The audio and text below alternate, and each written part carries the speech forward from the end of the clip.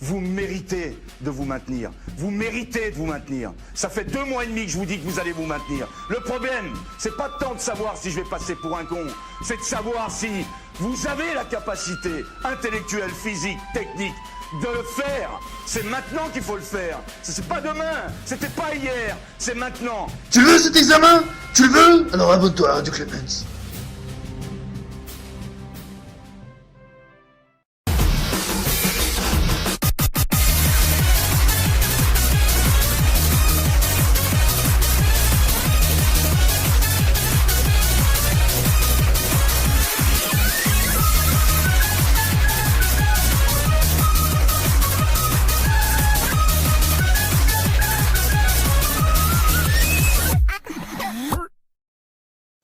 Bonsoir et bonjour à tous. Radio Clemens numéro 18. Nous allons causer de droit pénal. Je suis ravi de retrouver toute mon équipe. Encore qu'il y a quelques absents, mais il y a aussi quelques perles. Nous avons Chico. Nous avons Queenie. Nous avons le grand retour de Madame. Et bien sûr, le sempiternel, l'homme sans qui Radio Clemens ne serait pas. Nous avons Jimbo. Et nous accueillons également un nouveau membre du jury en la personne de Crunch. Bonsoir Crunch. Alors, tes premiers mots pour l'antenne de Radio Clemens. C'est ton moment. Allez, assume. Ravi d'être parmi vous, ouais. Ah oui, on le sent. Et on a également, on a Bibou également ce soir, et puis d'autres personnes du public qu'on remercie d'être là. Donc, allez, remercie de votre attention, c'est toujours très simple. Alors, ce soir, c'est Narvalo qui va passer, et le hasard a fait que la dernière fois il est passé en droit pénal, nous avions parlé de l'affaire Jacqueline Sauvage, et là, nous allons parler, là aussi de droit pénal, de procès équitable, de loyauté de la preuve, du droit de ne pas s'auto-incriminer, un sujet qui nous a été suggéré par Jimbo. Oui, en effet, c'est un arrêt de la chambre criminelle dont j'ai la reproduction sous les yeux, mais je n'ai pas la date. Attendez, je vais la retrouver. 25 avril 2017, voilà, un arrêt publié. Donc tout chaud. Oui, tout chaud, et qui nous dit, grosso modo, qui porte sur le cadre d'une garde à vue et d'une personne qui aurait été entendue par les enquêteurs avant que lui soient notifiés ses droits. Et grosso modo, l'arrêt dit aucune raison impérieuse tenant aux circonstances de l'espèce n'autorisait les enquêteurs à recueillir les déclarations spontanées faites à la personne gardée à vue sur les faits sans procéder à une audition dans le respect des règles légales l'autorisant à garder le silence et être assisté par un avocat. Donc c'est un arrêt intéressant rendu au visa des articles applicables au régime de la garde à vue, c'est-à-dire 63-1 et suivant du code de procédure pénale, et un arrêt qui ne vise pas l'article 6 de la CEDH, mais dont j'espère pourtant que Narvalo va nous parler, parce que je pense qu'on est au cœur du sujet, et je crois que l'intitulé de ce qui lui a été dit, c'était droit pénal et droit procès équitable. Voilà, mais si je ne me trompe pas, la décision évoque le procès équitable, tout de même. Oui, bien sûr. Il y a quand même le terme, même si c'est vrai qu'il ne cite pas, il ne s'est pas rendu au visa de l'article 6 de la CEDH. Je pense que le procès équitable est visé dans le moyen. Oui. Ou peut-être dans ce qu'a choisi la Cour d'appel. Oui. Voilà. Okay. De ce que je lis, il est marqué que le prévenu a été placé en garde à vue le 18 septembre 2015 à 3h15 et régulièrement avisé de ses droits. Ah oui, pardon. Et en fait, donc il a été avisé de ses droits. Il a demandé à être assisté d'un avocat commis d'office, y compris au cours de ses auditions et confrontations. Il s'est entretenu avec un avocat donc, quelques heures plus tard, à 9h36. Et en fait, c'est à 11h20, donc ultérieurement à la notification de ses droits et au fait qu'il ait pu s'entretenir une première fois avec son auxiliaire. Il a fait des déclarations spontanées. Et ces déclarations spontanées ont fait l'objet donc de déclarations. Et c'est ça qui est reproché en fait, c'est le fait que ces déclarations spontanées n'étaient pas faites à côté de son avocat. alors qu'il l'avait demandé expressément, puisque quand on lui a notifié ses droits, il a dit vouloir avoir un avocat, y compris lors de ses auditions et confrontations. Et tu as tout à fait raison, c'est une erreur impardonnable. Mais parce qu'en fait, ça de change ma le sens part. du Mais coup. oui, Voilà. totalement, oui. Mais en fait, c'est qui nous dit que l'audition est le régime impératif Ouais. de recueil de la parole du prévenu. Ça veut dire qu'en fait, s'il fait des déclarations, mais ça, je crois qu'il y avait déjà eu un arrêt là-dessus, s'il fait des déclarations hors le cadre des confrontations et des auditions, alors dans ce cas-là, les propos ne peuvent pas être retenus parce qu'il n'y a pas la présence de l'avocat, alors qu'il l'avait demandé au préalable, donc ça veut dire que les autorités judiciaires en étaient avisées, mais il y a déjà eu des arrêts là-dessus. Alors, même sans parler, alors je suis pas pénaliste, hein, mais c'est l'objet du dernier point de l'article préliminaire du Code de procédure pénale. Tu l'as là, le code? Ah, fouille. Ça doit être au début, je crois. Ah ben l'article préliminaire, je pense il est plutôt au début.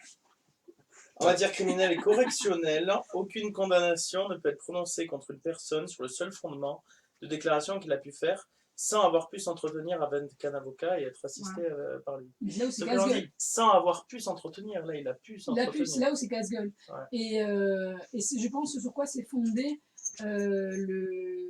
ceux qui ont fait appel, donc, si je ne me trompe pas, c'était la chambre d'instruction, enfin pas la chambre d'instruction, je le dis, C'est le Celui qui a fait parquet l'appel, c'est général le qui a- parquet. général, pardon. Le parquet général, je crois que c'était un peu l'argument qu'ils avaient, et j'espère d'ailleurs que le candidat se trompera pas en lisant la décision. Il ne considérera pas que c'est justement le prévenu qui a fait appel, parce que ça peut être un peu ambigu quand vous voyez marqué rejeté.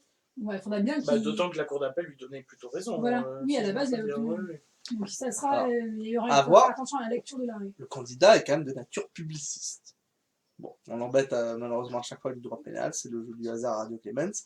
Mais voilà, donc il part pas en terrain connu. Néanmoins, voilà, les bases du procès équitable, c'est des points qu'on doit aussi aborder en matière de droit administratif. Des observations, mes très chers amis Quibi et Chico. Et ben, tout ça. Et Ah. je serais bien curieux de savoir si il va penser à pousser sa réflexion, le droit est sans un avocat, en matière de régime dérogatoire.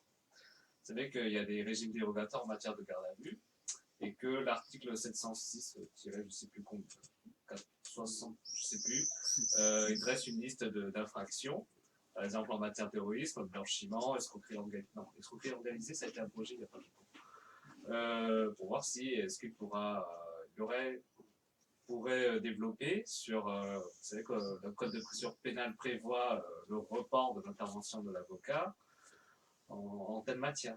Est-ce que ça porte-t-il pas atteinte au droit au procès équitable et au droit à l'assistance d'un avocat qui sont prévus par respectivement par article 5 et 6 de la Convention de sauvegarde des droits de l'homme et des libertés fondamentales. Et j'espère qu'il pourra aussi dire que même si ces droits sont vraiment très importants pour la protection de l'individu, ils ne sont pas absolus. Chico? Ah, ouais, pardon. Moi, ce qui me semble intéressant dans cet arrêt, c'est qu'il s'agit de procédure pénale, mais on la voit un petit peu au regard du procès équitable, n'est-ce pas? Oui. Tout à fait.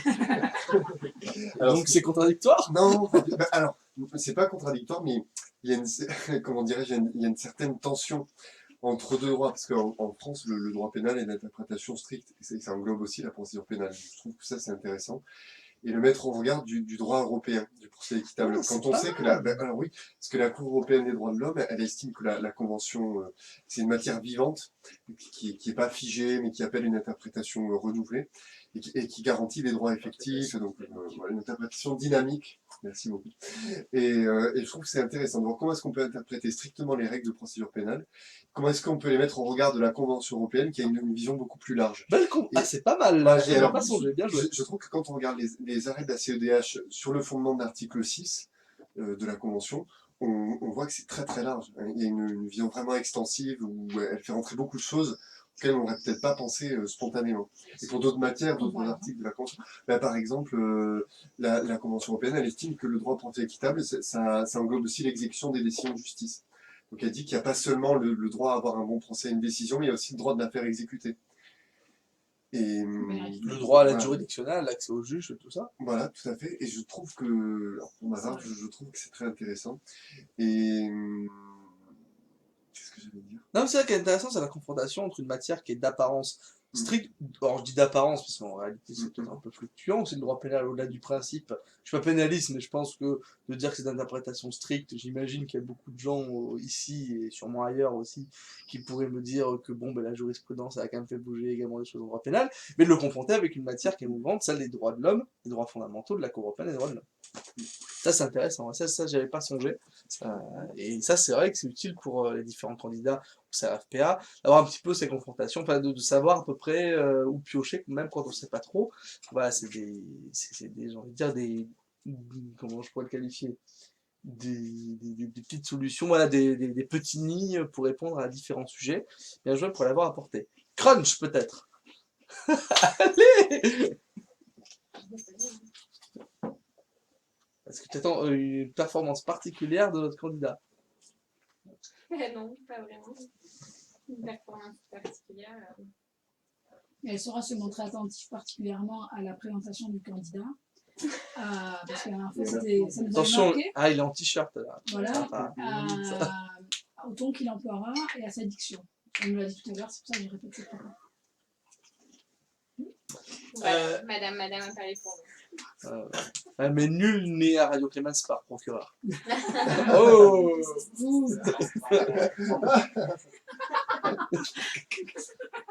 Moi, j'aimerais rebondir sur ce qu'a dit Chico, parce que j'ai longtemps hésité avec un autre sujet, l'arrêt de la CEDH du 12 mai 2017, Simeonovi, contre Bulgarie, qui, un peu à contre-pied et juste après cet arrêt, a considéré que la Bulgarie n'avait pas violé l'article 6 en ne garantissant pas le droit à un avocat dès le début de la garde à vue. Et l'absence de mise en œuvre de cette garantie n'a pas apporté un droit irrémédiable à l'assistance à la procédure pénale, et qui dit, grosso modo, que le droit d'être défendu par un avocat en garde à vue n'est pas un droit autonome, qui n'est pas garanti en tant que tel par l'article 6, et que tout est une question, encore une fois, avec la Cour, de proportionnalité. Donc je ne sais pas s'il aurait eu connaissance de l'article, mais je pense que c'est vachement intéressant de le mettre en perspective. Ça n'a quel niveau De grandes chambres, je pense. Je peux regarder. Ouais, c'est pas une connerie. C'est passé à la requête, oui, oui. Et c'est surtout, bon, c'est le titre d'ailleurs qu'il y a sur l'actualité sur Dalloz, hein, de dire le droit à l'assistance d'un avocat n'est pas un droit autonome.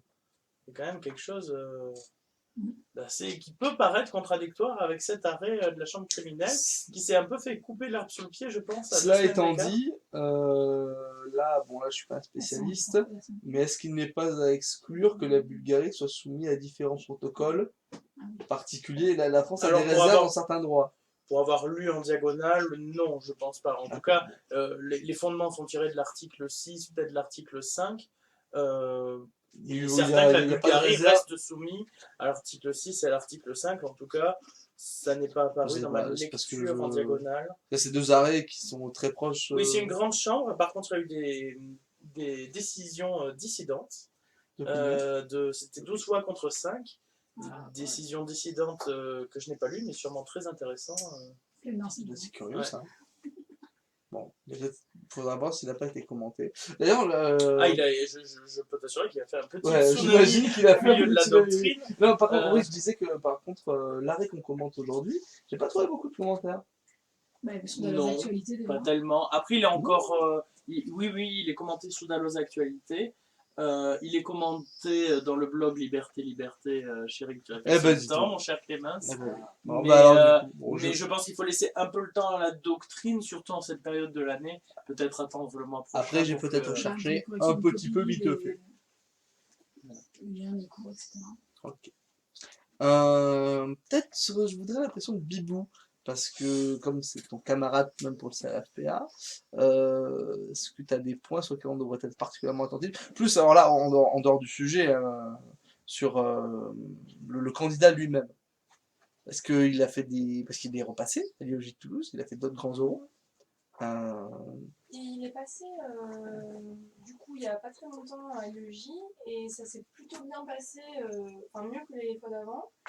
mais les professeurs lui ont encore reproché de ne pas avoir très bien structuré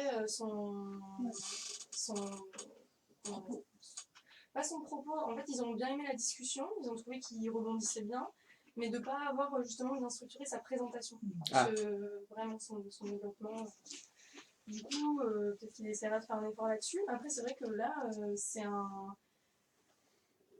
il y a sûrement beaucoup de choses à dire, mais c'est aussi court, donc il n'y a pas beaucoup de texte sur lequel se reposer. Donc, voir s'il arrivera à en retirer quelque chose, parce que je sais que des fois, il a un peu de mal. Voilà. Et ben, on le met à l'épreuve. Est-ce qu'on a fait le tour introductif du sujet? Je vais peut-être aller le libérer de la cave. Eh bien allez, on se retrouve dans quelques minutes pour écouter la prestation de notre ami Narvalo. A tout de suite. Radio Clémence! Au secours! T'en fais pas, on est là. Radio Clémence, la radio qui papote sur FPA.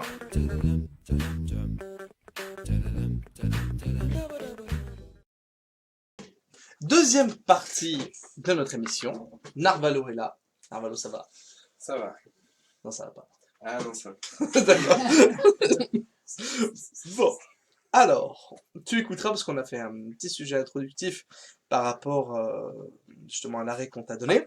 Je vais laisser la présidence à son excellentissime Jim Busk, Jimbo le Preux. Merci Clémence. Narvalo, nous vous écoutons sur ce sujet pendant 15 minutes qui sera suivi de 30 minutes de questions. Quand vous voulez. Je vous remercie, monsieur le président du jury,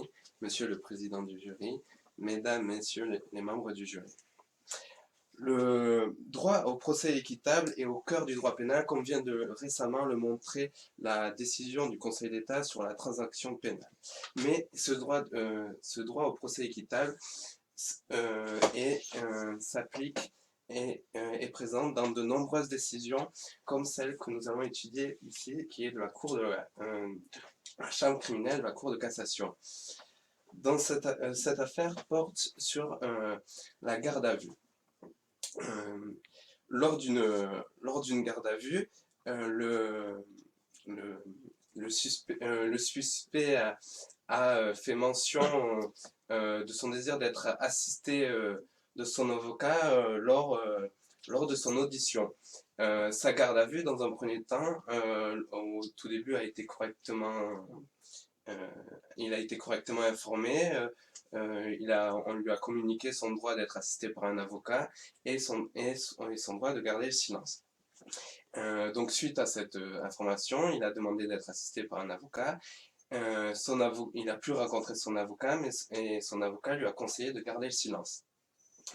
Dans ce cadre de la garde à vue, il y a eu une perquisition effectuée.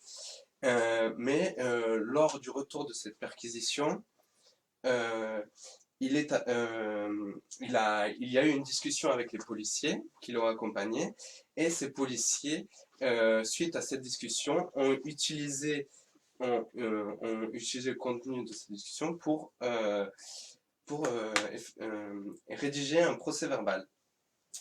Et c'est la question se pose sur la légalité et de ce procès-verbal, car son avocat n'était pas présent alors qu'il avait demandé la présence de son avocat, comme lui permet l'article 63-4-2 du Code de procédure pénale.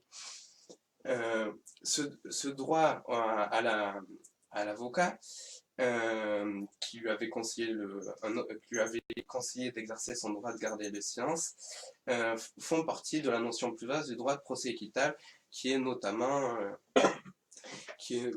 consacré dans l'article liminaire du Code de procédure pénale. Cet exercice du droit au silence et la demande d'être assisté par un avocat lors de l'ensemble des auditions est un droit, et par conséquent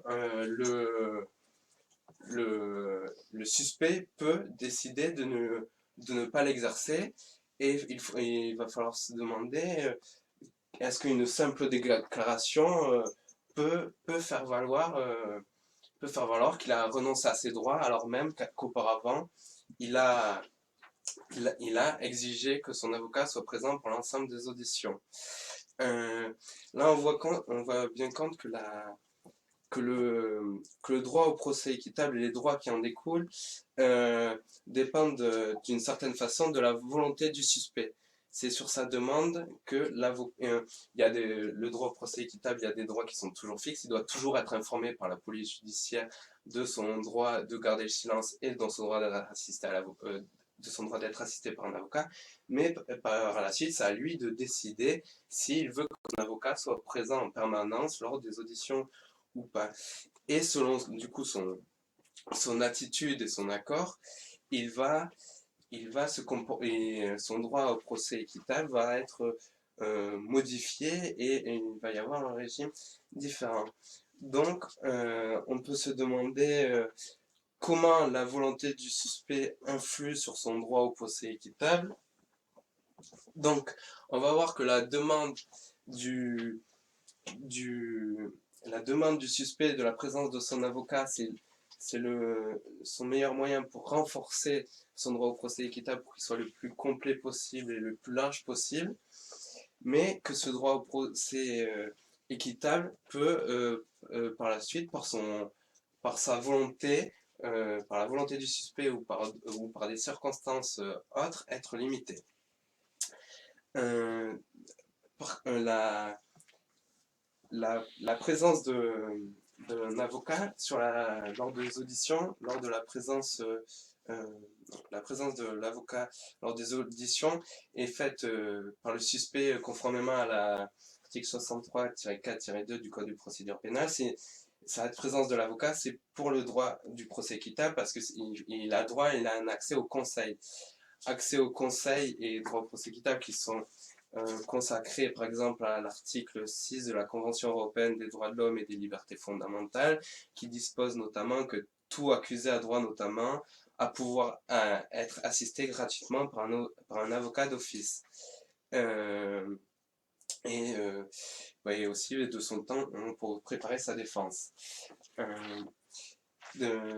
Là, il a fait usage de son droit. Et son avocat a eu le temps d'exercer un premier temps de conseil en lui préconisant de garder son droit de silence. Et le suspect a également considéré qu'il voulait que l'avocat soit présent lors de chaque audition. Mais malgré les préconisations de son avocat il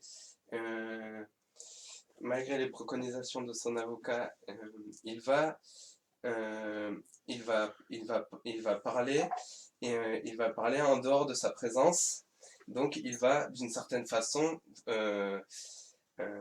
ne pas garder le silence. Donc il va se poser la question si le fait qu'il ne garde pas le silence, est-ce que c'est volontaire ou pas? Est-ce que ça porte atteinte au procès équitable? Il a été considéré que la Cour considère que vu qu'il n'a pas été entendu en présence de son conseil, il y a bien une atteinte au droit au procès équitable parce qu'il n'avait pas fait mention expressément et non équivoque de son refus, de son acceptation qu'il n'y ait pas la présence de son avocat. D'une certaine façon, la Cour va considérer que lors de la discussion avec les policiers hors audition enregistrée et hors de présence de son avocat, ces discussions ont été faites d'une certaine façon par surprise et il n'a pas pu clairement exprimer son consentement pour dire je veux bien déclarer et prononcer certaines choses en l'absence de mon avocat, et c'est pour ça que la Cour dit que sa renonciation à ses droits doit être non équivoque. Pour cette raison, elle va considérer que le procès verbal qui a été tiré de cette discussion hors présence de l'avocat n'est pas n'est pas légal car il y a une atteinte au procès équitable parce qu'il y avait la non-présence de son avocat et il n'a pas pu exercer correctement son droit de garder le silence et le droit de ne pas s'auto-incriminer.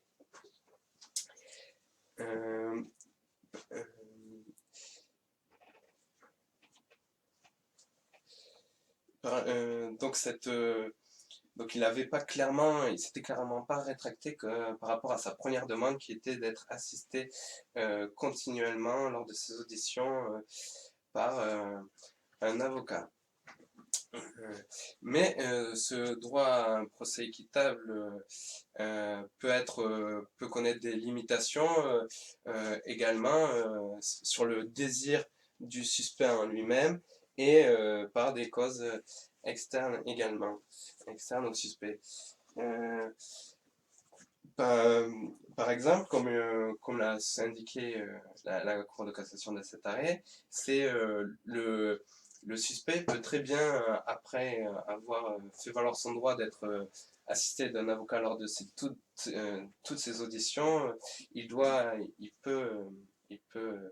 revenir sur sa décision et déclarer dans une autre décision express qui doit être non équivoque qu'il souhaite parler sans la présence de son avocat. Dans ce cas-là, les procès verbaux en découlant seront valides.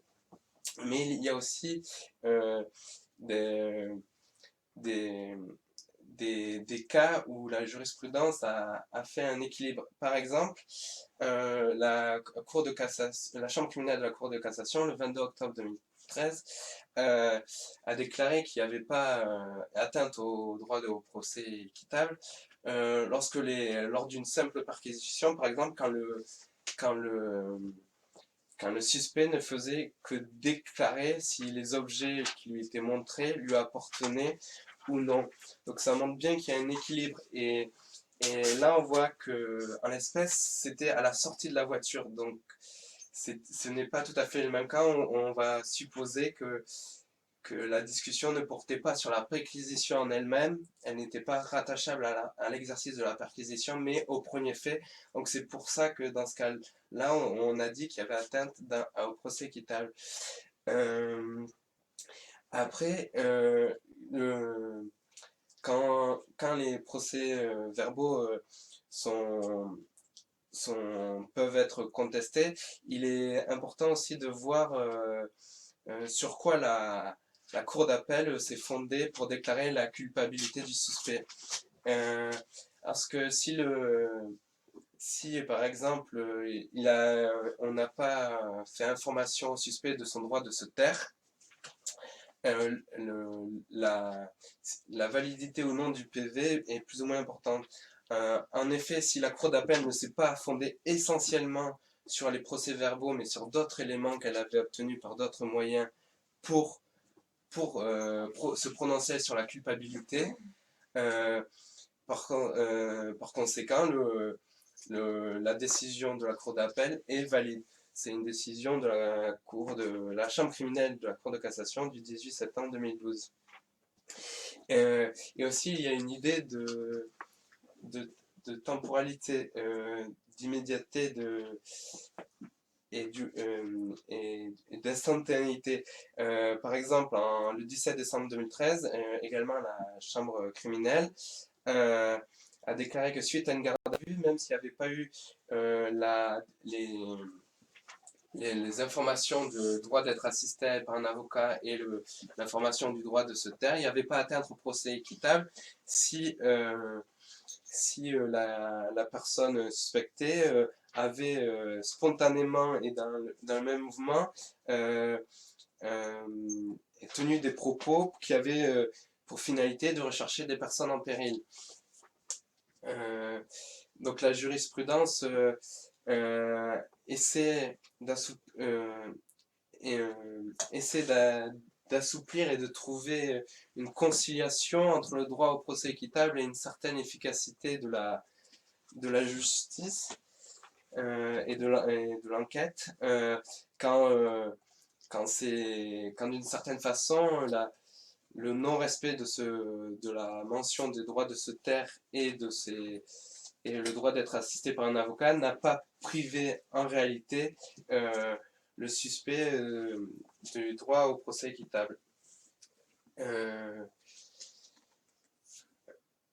Donc, pour terminer, on voit que la décision du suspect d'être assisté ou non d'un avocat lors de ses auditions permet de lui garantir, d'augmenter les garanties du droit au procès équitable, mais que dans certaines conditions, elles peuvent être limitées si c'est justifié dans des hypothèses strictes de la jurisprudence, et que le suspect peut choisir de ne pas exercer ce droit et donc de directement communiquer aux officiers de police judiciaire et de ne pas utiliser son droit de garder le silence. Très bien. Je vous remercie. Clémence, une question peut-être? Oui. C'est quoi un procès équitable? Il y a plusieurs... la notion de procès équitable qui est reconnue donc, du coup, par la Convention européenne des droits de l'homme, aussi par l'article 16 de la Déclaration des droits de l'homme et du citoyen de 1989, comporte plusieurs droits. C'est par exemple l'impartialité des juges, une impartialité subjective ou objective. Impartialité objective, c'est-à-dire que il ne doit pas avoir d'intérêt dans le cas, et subjectif, c'est qu'il ne doit pas avoir déjà pensé à la solution du cas.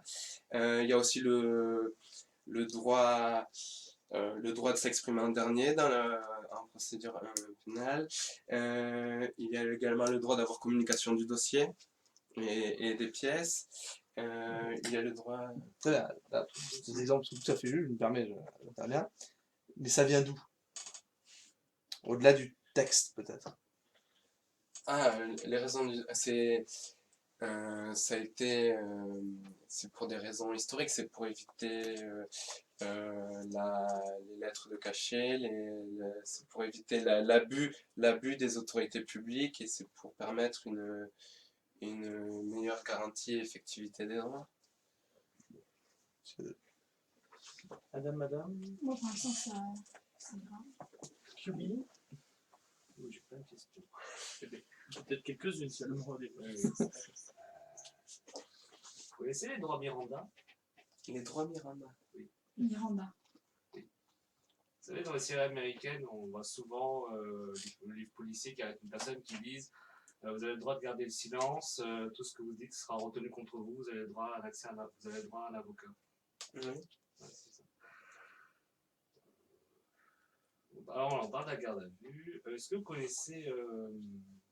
il existe des régimes dérogatoires. Est-ce que vous pouvez me citer les infractions qui font l'objet du régime dérogatoire? Une, deux... Les infractions qui font... les infractions relatives au terrorisme, notamment sur la durée, sur l'accès à un avocat et les accès aux informations. Et après, il y a dans les régimes de la garde à vue, il est prévu que dans des circonstances exceptionnelles, il est possible de déroger aux principes qui ont été posés. Et là, par exemple, dans l'arrêt, le juge a considéré qu'il n'y avait pas de circonstances exceptionnelles qui pouvaient justifier ces atteintes aux principes. Mais vous ne trouvez pas le report du droit à l'assistance d'un avocat dans ces régimes dérogatoires, ça ne porte pas atteinte au droit au procès équitable du gardé à vue? Si, ça porte atteinte au droit au procès équitable du gardé à vue. Et donc ça a été contesté, c'est pour ça qu'elles ont été limitées que dans des cas très particuliers d'infractions très graves, et il existe quand même certaines limites, mais qui sont et il faut l'avouer, moindres comparées à celles du régime commun de la garde à vue. La Cour européenne des droits de l'homme, la maîtresse, qu'on reporte l'intervention d'avocats, même en matière de terrorisme ou en blanchiment? Non, il faut quand même qu'il y ait un recours à l'avocat dans un certain délai, dans un délai raisonnable, mais et elle accepte que ce report soit plus ou moins important selon la gravité de l'infraction. Chico, une question peut-être? Alors, plus ou moins important selon la gravité, qu'est-ce que c'est ce nouveau principe installé par la Cour européenne qui est très à la mode aujourd'hui? Est-ce qu'on pourrait dire quelques mots dessus? Mais c'est un principe de proportionnalité d'une certaine façon qui a été instauré, qui ressort là des arrêts récents de la Cour de cassation, par exemple sur l'obligation de motivation notamment, qui est par les arrêts de début février, où on s'aperçoit que la Cour de cassation, on ne sait pas si elle n'est pas en train de changer d'office, parce que tout contrôle de proportionnalité ne devient plus qu'un contrôle purement de droit et un peu de fait, donc c'est ce qui va aussi dans sa possible réforme, parce qu'il y a une volonté des souhaits qui ont été émis, et donc il y a tout un rôle de la Cour de cassation qui commence à être remis en question par ce contrôle de proportionnalité dans de plus en plus de cas qui amènent du coup justement à se pencher sur la notion de gravité qui est difficilement définissable, et on a l'impression qu'il va de plus en plus s'inspirer d'une certaine façon de ce que faisait le juge administratif notamment, qui avait institué depuis longtemps le contrôle de proportionnalité sur les libertés, et qu'il est en train de l'appliquer également sur les infractions pénales, et qui a peut-être une influence du droit administratif qui se voit de ce point de vue. Et alors, puisqu'on parle du principe de proportionnalité de procédure pénale, est-ce que vous savez à partir de quand est-ce que c'est arrivé à la Cour de cassation?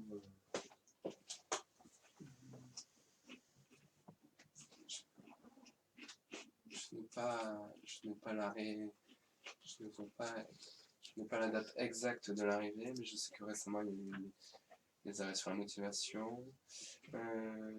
Je n'ai pas le revirement qui l'indique. Il y a le projet de réforme de la Cour de cassation qui indique de source doctrinale, mais d'un point de vue jurisprudentiel, je n'ai pas la référence. Très bien. Effectivement, vous avez dit que l'applicabilité et l'efficience du droit à un procès équitable dépendait, donc, si je vous ai suivi, de la volonté du suspect de s'en prévaloir. Oui. Est-ce qu'il n'y a pas quand même des garanties minimales qui viseraient à protéger ce droit, hors la volonté du suspect? Oui, c'est au moins les obligations d'information qui sont le minimum que la loi fixe, c'est-à-dire l'obligation de se voir fixer qu'on lui déclare ses droits, sur le droit d'être assisté par un avocat, le droit d'être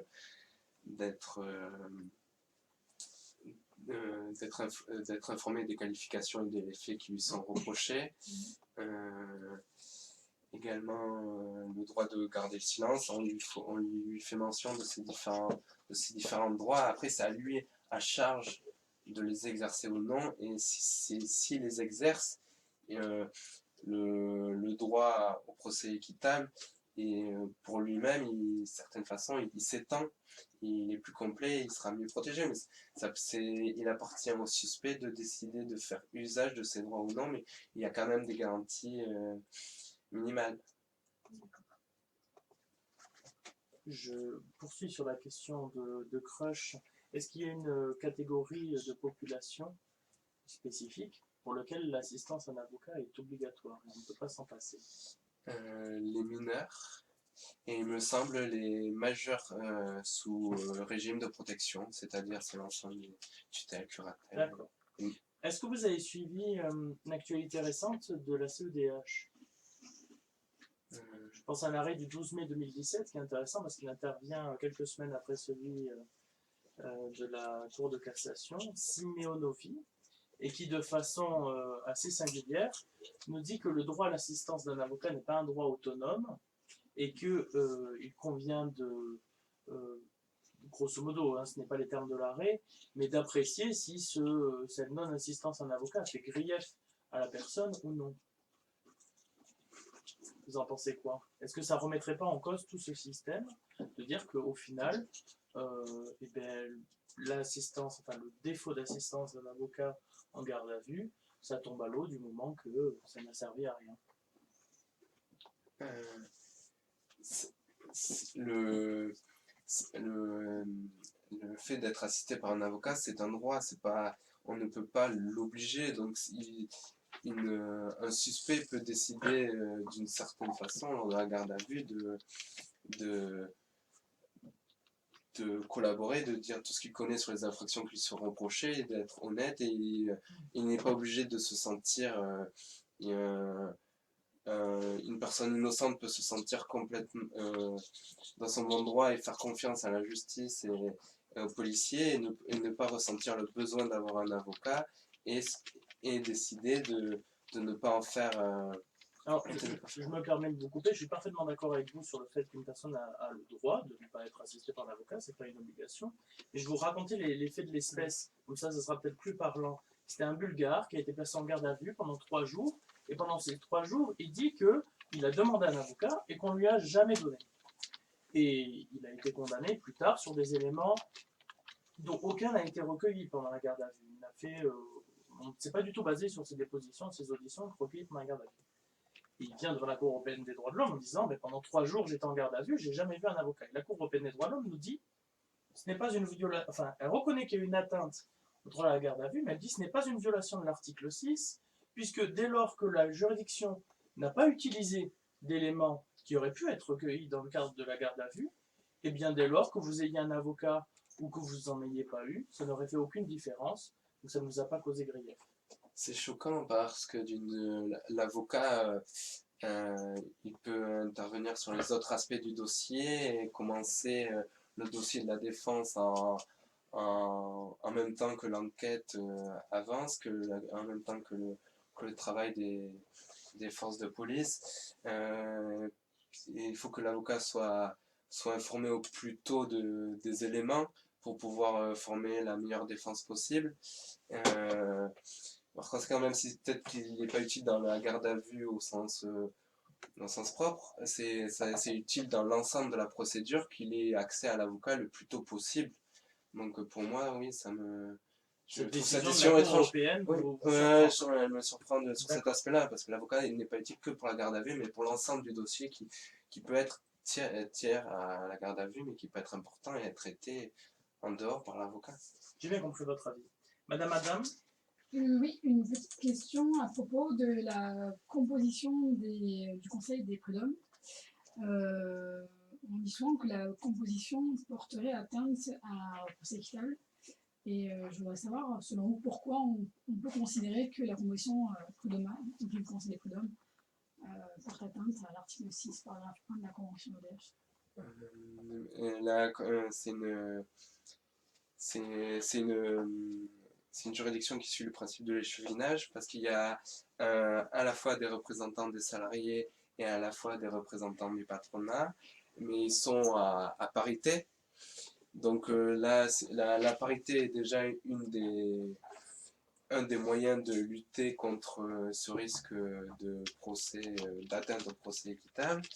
Et après, lorsqu'on fait appel, et lors de certains cas, c'est les juges professionnels qui peuvent intervenir pour trancher les questions litigieuses. Et en appel, c'est les juges professionnels qui sont compétents. Et ces litiges, la pratique de l'échevinage peut être d'une certaine façon...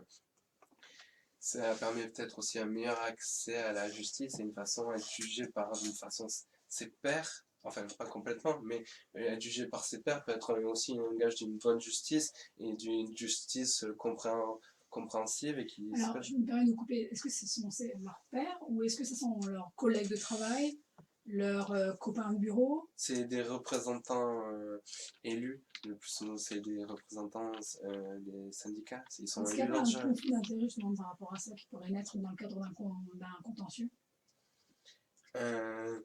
oui, on pourrait considérer que les syndicats représentant les salariés veulent toujours protéger les salariés, mais après, c'est faire confiance ou non aux organisations syndicales, dans le sens que ils vont peut-être souhaitable pour qu'elles aient plus de légitimité pour chaque cas, pour qu'on leur fasse confiance, pour qu'il y ait un dialogue serein qui s'installe entre tout le monde, qui effectivement défendre lorsqu'il doit être défendu, et de notre côté, lorsqu'il y a de réelles fautes, dire oui, il y a fait fautif. Il faut aussi, il faut pas surpousser le corporatisme qu'il y a dans les syndicats s'ils veulent.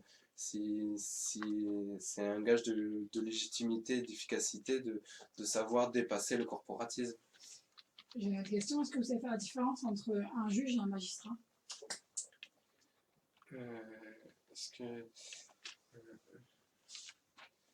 un magistrat n'est... Un juge peut être... un juge et un magistrat. Les membres du Conseil d'État sont des juges, mais pas des magistrats, par exemple. Donc, Des conseillers. oui, mais ils n'ont pas le statut de magistrat. Et après, sinon... Il y a des conseillers qui sont des magistrats. Vous savez pas? Non. D'accord. Juste une question extrêmement rapide pour prendre ce qu'a dit Madame, parce que c'est extrêmement intéressant. Dans une juridiction collégiale, on statue en votant si on n'est pas d'accord. Et au prud'homme, il se trouve qu'il y en a 4. 2 conseillers employeurs, 2 conseillers salariés. Quand ils ne sont pas d'accord, ils sont vraiment divisés, qu'est-ce qui se passe? Il y a l'intervention d'un juge professionnel qui doit être faite. C'est qui ce juge? Quelle juridiction? Ça doit être le tribunal de grande instance. Non, c'est le tribunal d'instance. Et vous savez comment il s'appelle ce juge? Là, il y a un adjectif pour le qualifier. Non. C'est pas grave. Peut-être Clémence, Oui. tu avais une question? Une petite question un petit peu historique, hein, c'est ma spécialité. Est-ce que vous savez de quand date la Convention européenne des droits de l'homme? Elle date de 1950, mais la France l'a ratifiée qu'en 1974. C'était suite au décès de Pompidou, il y a eu du coup le président du Sénat, qui est le numéro 2, qui a décidé de ratifier le protocole de la Convention européenne des droits de l'homme. Je ne l'ai pas. J'allais dire que c'était très bien et j'allais pousser jusque là. Bon, c'était Alain Poher, ça on y reviendra. D'autres questions, sinon... Oui. Je voudrais rebondir sur ce que, parce qu'on a parlé du Conseil des prud'hommes. Et bien sûr, tout ce qui touche au procès équitable, on voit que votre client il est salarié, la partie adverse c'est l'employeur, et il se trouve que l'employeur est très ami avec un des juges. Vous faites quoi? Ils se connaissent, ils se voient tous les jours, on les voit dans les journaux. Il existe une procédure pour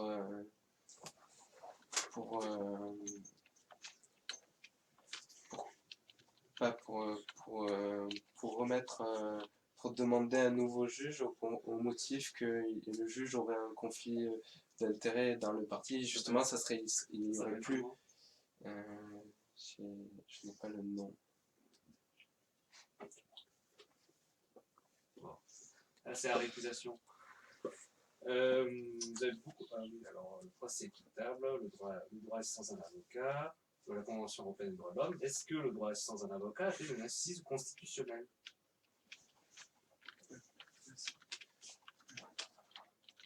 Le droit à l'assistance d'un avocat a-t-il une assise constitutionnelle? Est-ce que le bloc de constitutionnalité le prévoit ou pas? Je pense qu'on peut le rattacher à l'article 16 de la Déclaration des droits de l'homme et du citoyen, même si ce n'est pas explicite dans l'article, vu que l'ordre des avocats avait été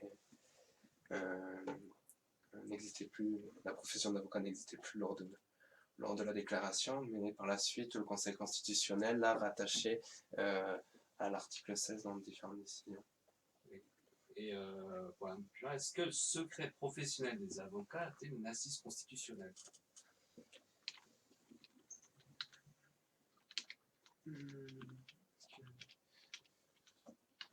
Il ne me semble pas, parce qu'il peut y être porté atteinte par certaines lois, notamment, par exemple, même si elle est peu effective, la loi sur le blanchiment avec Tracfin.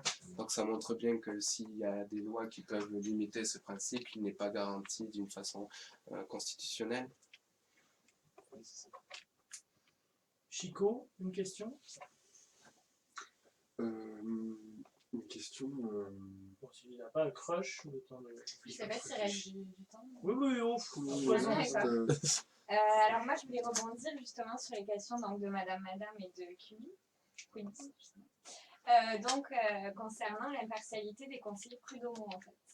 Et donc, il y a cette impartialité avait été remise en cause dans l'hypothèse où la personne qui comparaissait donc, devant le conseil de prud'homme avait la même appartenance syndicale que un, voire plusieurs conseillers prud'homaux. Donc, dans cette hypothèse-là, est-ce que, selon vous, l'impartialité reste garantie? Est-ce que vous connaissez un petit peu la jurisprudence rendue à ce propos?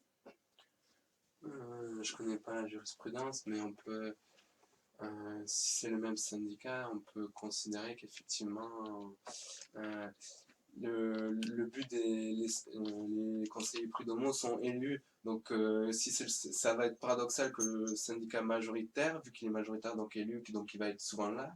Et donc, du coup, il va connaître plus de cas de gens qui font partie de leur syndicat et qui ne pourront pas, justement, siéger. Donc, ça me paraît pas logique qu'ils ne puissent pas siéger. Pour moi, ils pourront siéger même si le litige concerne un salarié qui est du même syndicat qu'eux. Sinon, ça priverait l'effet de l'élection et de la représentation du syndicat, et donc ça serait aux syndicats plus minoritaires qui devraient siéger, et pour moi ça nuirait à l'intérêt du syndicat et de la représentativité. Une petite question, je rebondis sur ma collègue Punch, sur son intervention. C'est moche, Chico, c'est moche. On n'arrête pas de rebondir. Hein, alors, puisqu'elle a posé une question sur la procédure prud'homale, est-ce que peut-être vous pourriez nous dire un mot sur une règle qui est... Tu veux la sortir ta question? Alors, est-ce qu'on pourrait dire un mot sur une règle qui a disparu mais qui est très intéressante, qui s'appelle l'unicité de l'instance? Est-ce que vous voyez ce que c'est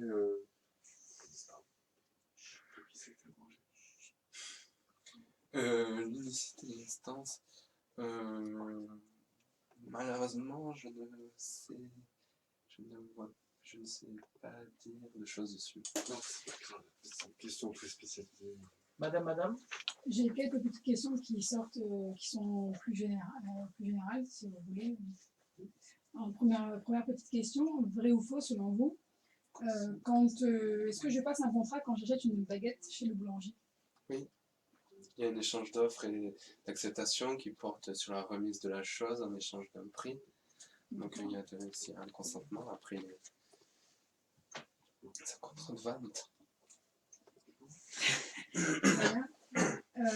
Petite question donc relative au droit à la liberté fondamentale.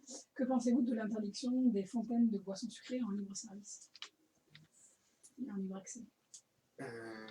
Cette interdiction ne concerne seulement les lieux publics avec des mineurs, non? Dans un premier temps, donc oui, c'est un justificatif. Vous ne pensez pas que ça porte atteinte à la liberté de commerce? La liberté de commerce et de l'industrie.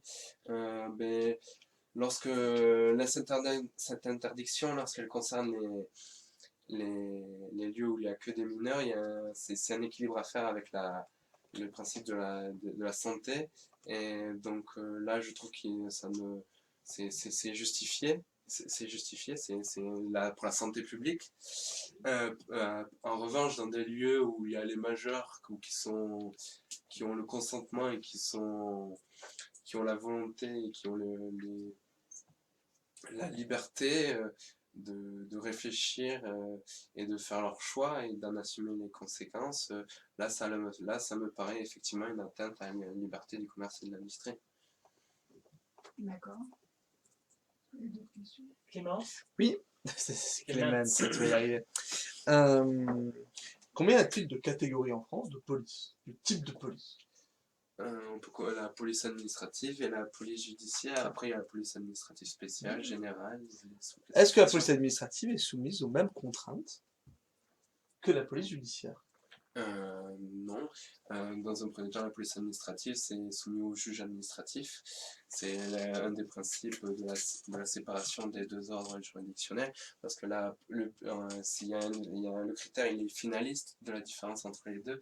La police administrative, c'est pour prévenir les désordres à l'ordre public, tandis que la police judiciaire, c'est lorsque c'est à la recherche d'une infraction, c'est lors d'une lorsqu'on constate une infraction, c'est la police judiciaire. La difficulté est dans ce domaine que souvent c'est exercé par les mêmes agents et que lors d'une même mission, les agents peuvent passer d'une police administrative à une police judiciaire. Est-ce que vous, ça, je terminerai par là, est-ce que vous connaissez une grande mesure phare du précédent quinquennat qui a trait à la police administrative et qui ne touche pas au droit pénal et qui pourtant pourrait toucher à l'intérêt des justiciables? Qui ne touche pas au droit pénal. Qui a peut-être été présenté comme tel, mais le Conseil constitutionnel a déclaré que non, c'était bien de la police administrative. C'est toutes les mesures relatives à l'état d'urgence qui relèvent les perquisitions administratives, qui relèvent... C'est plus à une création normative. D'ailleurs, l'état d'urgence, vous savez quand ça date? De quoi le régime. La loi, c'est 1955. D'accord. QB? Oui. Est-ce que la police administrative peut-elle faire des contrôles d'identité? Oui, dans certaines, il faut qu'il y ait des circonstances particulières dans le lieu, ça c'est le droit commun, mais vu qu'actuellement il y a l'état d'urgence, il est considéré qu'il y a circonstances particulières partout sur le territoire, donc actuellement la police administrative peut effectuer des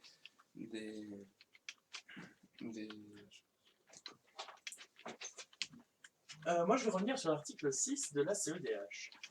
Est-ce que, selon vous, le ministère public, le procureur de la République, est une autorité judiciaire indépendante? La question se pose actuellement avec la réforme de la Cour de cassation sur la place. Cette place.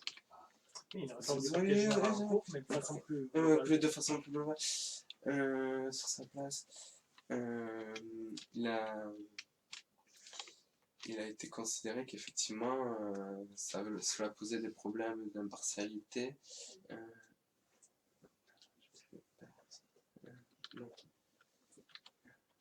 Je vous demande s'il est indépendant. Oui, il est reconnu comme indépendant. Par qui? Par le Conseil constitutionnel. Mais pas par la Cour européenne des droits de l'homme. Vous connaissez peut-être quelques arrêts, un arrêt qui en parle? Non? Oui, Chico. Alors, justement, alors je rebondis sur ce que dit mon collègue, et non pas sur lui-même, par rapport au ministère public et à la Cour européenne. Donc, quel est l'avis de la Cour européenne sur la présence du ministère public dans le délibéré des procès? Il est contre cette présence parce qu'il juge que ça va avoir une influence, même s'il ne participe pas, parce que dans un premier temps, il a été décidé qu'il ne participait pas pour essayer de se mettre en conformité, et il a été décidé que sa simple présence, même sans participer, constituait une difficulté, un problème, et il a tiré les mêmes solutions concernant le rapporteur public dans le domaine administratif, donc je rebondis avec étonnement sur la question de Chico. Arrêtez de rebondir, oui. Le ministère public est présent au délibéré en matière pénale? Non, par conséquent, il n'est pas présent. Donc la Cour européenne n'a pas à dire qu'elle est contre cette pratique, puisque je pense qu'il n'a jamais été, je pense. En tout cas, depuis le nouveau régime. Pourquoi vous voulez être avocat? Je veux être avocat car pour moi c'est un métier qui permet de défendre des valeurs, des objectifs et qui permet de faire avancer la société en promouvant des idées, un comportement. On a un devoir d'exemplarité, de probité. Donc par nos agissements, par nos décisions, on peut contribuer à faire changer la société, à aider les individus et c'est une responsabilité comme un devoir en tant qu'avocat dans son exercice d'être exemplaire et c'est un métier le plus passionnant par l'ensemble de ses facettes. La madame? Mais alors, vous dites que ça permet de défendre les citoyens, de défendre certaines causes. Mais alors, déjà, on le fait déjà en tant que citoyen. Et pourquoi vous ne seriez pas, par exemple, lanceur d'alerte? Les lanceurs d'alerte, c'est un cas très particulier. C'est que dans une cause dont ils ont connaissance, c'est un cas très particulier dans lequel ils interviennent, qui a été décidé par la loi Sapin 2. Et c'est pour être lanceur d'alerte, il faut d'abord être dans une entreprise ou dans une organisation où il y a potentiellement un problème ou une difficulté et qu'on en ait connaissance et qu'on ait les pouvoirs et qu'on connaisse les pratiques qui vont mener à notre exercice citoyen du devoir d'alerte. Mais par conséquent, notre but lanceur d'alerte n'est pas une vocation. Contrairement à avocat. Snowden ne dirait pas ça, par exemple, mais pourquoi vous, c'est quoi pour vous, c'est quoi la différence entre un lanceur d'alerte finalement et un avocat? Le lanceur d'alerte est d'une certaine façon impliqué personnellement dans l'affaire. Il est impliqué personnellement dans l'affaire. L'avocat, il y a un recul, il y a une réflexion qui peut se faire sur l'affaire. Il n'est pas personnellement engagé, il y a un certain degré d'extériorité par rapport au cas qui permet peut-être de mieux réfléchir plus posément et de voir les choses sous un aspect différent et plus juste. Très bien. La dernière question, si c'est rapide, oui, c'est rapide. Vous avez parlé de probité tout à l'heure. Est-ce que vous connaissez les autres termes forts du serment d'avocat? Probité, humanité, conscience.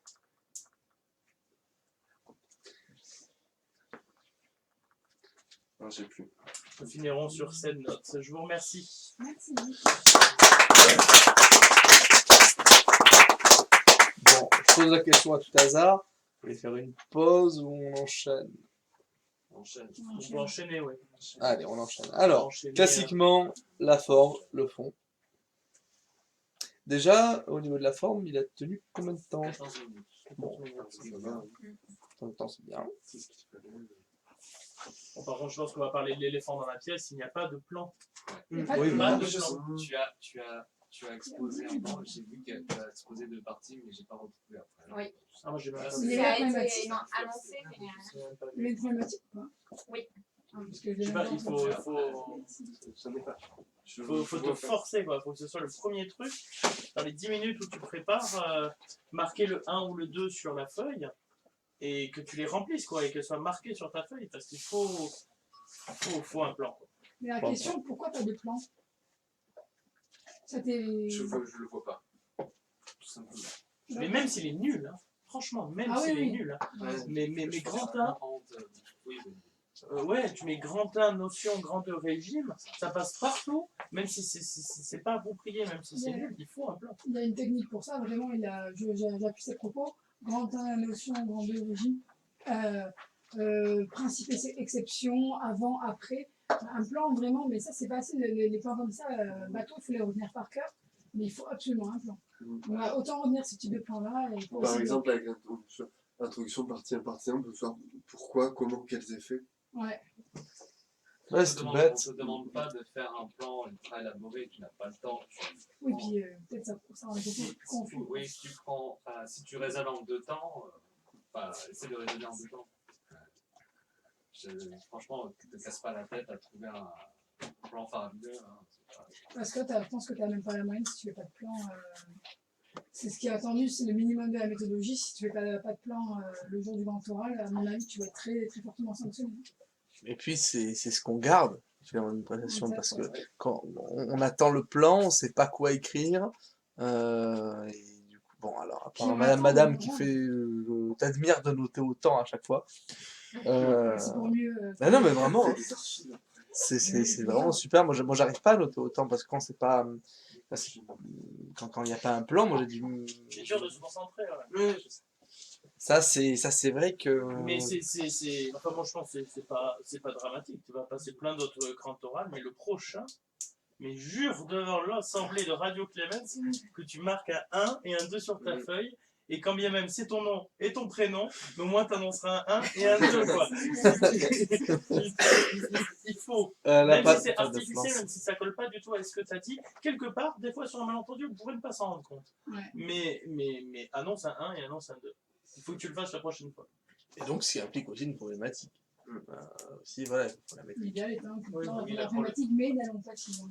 La problématique, c'était quoi? C'était Je sais pas, Moi, j'avais j'ai noté- rien donné d'avant. comment Comment suspect peut-il influencer sur le procès? Ouais, mais Moi, j'ai j'ai eu eu 2 minutes c'était d'avant. intéressant. Non, mais fais plus simple. Ah, mais Fais c'est pas plus grave, c'est simple. pas au sujet. Simplifie le truc. Bon, là on va peut-être y arriver sur le fond, sur la forme, peut-être les remarques. D'autres remarques, j'ai noté un certain nombre de choses. Je vous ai pas regardé moi aussi. Alors j'ai trouvé que c'était mieux au niveau de la diction, même si au début il y avait un peu de cafouillage, mais je trouvais que c'était mieux que la fois précédente, que tu prenais plus le temps de la réflexion, que tu faisais l'effort de contextualiser, de replacer le sujet. Quand on posait une question, bah, quand on a posé la question sur les prud'hommes, bah, tu as d'abord décrit ce qu'étaient les prud'hommes, ça m'a permis de réfléchir en même temps à la question qui t'était posée, et je pense que c'est vraiment la meilleure chose à faire, c'est exactement la bonne technique à avoir. Après, il y avait beaucoup d'approximations sur les termes, et le problème de l'approximation sur les termes, c'est que ça montre en fait ton inculture, et ça peut être sanctionné. Par exemple, à un moment donné, tu as parlé, alors, où est-ce que je l'ai noté, tu as dit, le droit dépend de la volonté du suspect, donc le droit de se taire, le droit à la présence d'un avocat dépend de la volonté du suspect, ou en l'occurrence, c'est une différence entre suspect, inculpé, accusé, prévenu, etc. Et quand tu dis suspect, on se dit, bon, il ne sait pas dans quelle phase de procédure on est, c'est pas bien. Donc, de deux choses, une fois, tu as fait l'effort d'apprendre ça correctement, d'apprendre les termes juridiques correctement, soit tu t'en tiens particulièrement aux termes du document qui t'est soumis, pour éviter de te tromper, parce que soit on se dit, bon, ben voilà, il n'a pas appris correctement, soit on se dit, il n'a pas appris et on va le tailler là-dessus. On va commencer un peu à t'embêter là-dessus. Et voilà, et après, il y a eu beaucoup d'expressions qui étaient un peu compliquées. Par exemple, les majeurs qui ont le consentement, bon, on n'écrit pas ça dans une copie, on ne le dit pas à l'oral non plus. Voilà, il y a pas mal de termes. Par exemple, avant de citer un arrêt de la Chambre criminelle du 18 septembre 2012 sur le fait que la cour d'appel se fonde essentiellement sur les propos qui avaient été tenus ou pas lors de la garde à vue, je ne me souviens plus, mais c'est essentiellement et exclusivement en fait. Et ça, c'est un arrêt qui est hyper important dans ce domaine-là. Donc, tu as le code avec toi, tu fais l'effort de noter correctement. C'est pareil, il suffit que tu ne l'aies pas fait, il suffit que dans le jury, il y a un spécialiste, et il va venir, et il va te tomber là-dessus. Donc voilà, je pense que ça vient aussi avec le temps, avec la pratique, etc. Mais il faut essayer d'être plus rigoureux dans le choix de ces termes. Et du coup, si tu as peur de ne pas pouvoir le faire, peut-être prendre plus de temps pour expliquer ce que tu veux dire. Et voilà, quitte à être un peu plus lent, c'est pas grave. Mais voilà, il faut vraiment se dire, les candidats ont souvent le sentiment qu'ils doivent répondre de manière très très rapide. Prends le temps de choisir tes mots et dis-les, pour pas qu'on te tombe dessus après à cause de ça. Quelque chose sur la forme? Oui, peut-être dans le vocabulaire pardon. Bon. Ça, donc, juste pour citer d'autres expressions qui m'ont paru maladroites dès le début, dans cette affaire Porte, des discussions policiers et le garder à vue, il y a eu un ou pas. Bon, bah, celui-là, tu le prends et tu le jettes. Voilà, le ou pas, c'est mort. Moi, c'est vraiment affreux. Plus ou moins, voilà. Et à un moment, sur une de mes questions, il y a eu, tu t'es repris, mais ça a quand même flotté, article 16 de 1789. Oui. À propos de la Convention européenne. Bon. des maladresses qui traduisent un certain malaise qu'il faut essayer de résoudre. Bon, Chico. Alors, juste, on en avait parlé une autre fois, mais je ne sais plus quelle était la phrase. J'ai relevé un terme employé au lieu d'un autre. Donc le terme citoyen employé au lieu de civique. Ah oui, oui. Voilà. Citoyen est un nom Voilà, alors ça, il faut et bien non pas le l'adjectif. retenir vraiment, parce que On se citoyen, souviendra du Radio Clément. citoyen c'est un nom, et civique c'est l'adjectif qui va avec. Une démarche citoyenne, ça n'existe pas, c'est une démarche civique. C'est très important. Juste un point sur la forme. Une autre remarque sur la forme? J'ai remarqué pendant tout l'exposé, tu savais pas quoi faire avec tes bras. Tu les croisais, tu faisais ça, Le seul moment où tu utilises tes mains, c'est quand tu passes les feuilles. J'allais y venir, ouais. La posture, notamment, alors ça a été le plus frappant, c'est quand on t'a demandé pourquoi tu voulais devenir avocat, ou sur le terme du serment. Alors, ça c'est compliqué parce que même si on essaye d'être à peu près solennel, Radio Clément, c'est pas la même ambiance, évidemment. Quand on passe à la myologie, t'as devant toi un jury qui peut picoler, qui peut avoir des chips, tout ça. Mais attention à la posture. C'était pas une. Enfin, voilà, on dirait pas une assise. Moi, ce que je ferais, c'est que je mets les mains derrière le dos, c'est ce que j'ai fait. Et le seul moment où je les utilisais, c'était pour faire passer les feuilles. Je le mets sur la table. Après, là, c'est vrai qu'il y a un pupitre, pas une table. Bon, mais après, tu faut pas trop les. Non, mais sinon, parce que sinon, les gens vont sur la chaise, on peut faire la remarque. Je pas sur la chaise, il faut un peu détendre. Crush, tu as une remarque sur la forme? Moi, du coup, on en revient au même, globalement, un manque effectivement de structuration du propos, une approche aussi un petit peu abrupte, je trouvais. Et ensuite, qu'est-ce que j'ai noté?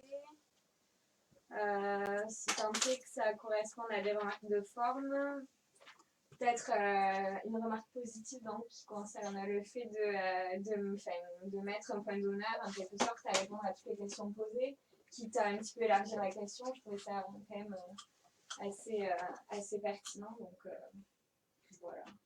Hormis la question qui concernait l'unicité de l'instance, bon, c'était quand même assez spécial. Donc je pense qu'on s'accordera sur le fait de dire que. On peut juste préciser peut-être que j'ai vu l'étonnement, j'ai vu l'étonnement sur certains visages. On peut préciser que ça a été abrogé l'an dernier. La question de l'unicité de l'instance. Une règle qui a été très critiquée. Et alors qui date de 1907 ainsi. Tu veux faire un rappel aux auditeurs oui, peut-être on peut préciser si certains sont intéressés. Alors ça veut dire en fait que alors il me semble que ça date de 1907 et ça a été abrogé par un décret de mai 2016. Bon, c'est quoi l'unicité? Alors l'unicité d'instance, ça voulait dire que toutes les demandes relatives au même contrat de travail devaient être formées dans la même instance. Voilà, donc si on saisissait. Mais c'est en matière prud'homale uniquement ou... Alors, oui, c'était en matière prud'homale. C'est en matière prud'homale, et alors il y a la même chose en matière de divorce aussi, une règle un peu semblable. Et certains auteurs ont proposé de l'étendre à tout le contentieux, de dire, ben voilà, s'il y a tel contrat, tel acte litigieux, tel fait juridique, etc., il faut faire toutes les demandes pour le même procès, il ne faut pas panacher les procès au fur et à Attends, mesure. je comprends pas la différence avec le principe de concentration des moyens. Là, c'est un principe de concentration des demandes et non pas des moyens. C'est ça, c'est-à-dire qu'un principe de concentration des moyens justifierait que tu donnes toutes les causes de responsabilité délictuelle de quelqu'un.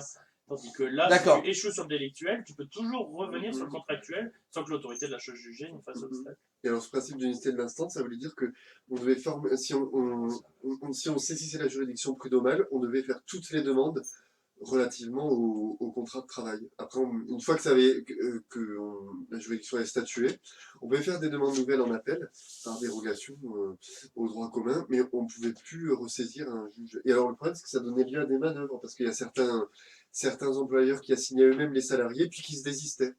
Puis après, la Cour de cassation disait unicité de l'instance, le salarié ne peut pas assigner à son tour. Voilà. Jusqu'à l'assouplir ça par la suite, mais au départ, c'était ça. On va peut-être passer sur le fond. Sur le fond. Moi, j'ai envie de dire, il est où le commentaire? C'est le problème de cette saison de Radio Clément, il y a beaucoup de candidats. au pire, c'est de la paraphrase. Au mieux, bon, on a eu un candidat qui avait été, enfin 2 candidats qui ont été très bons, mais les autres, généralement, prenez de la hauteur. Je veux dire, il y a des termes qui ne ressortent pas assez. La question du fait de s'auto-incriminer, procès équitable, tout ça, j'ai eu l'impression pendant presque 10 minutes que tu as détaillé l'affaire. L'affaire, on s'en fout.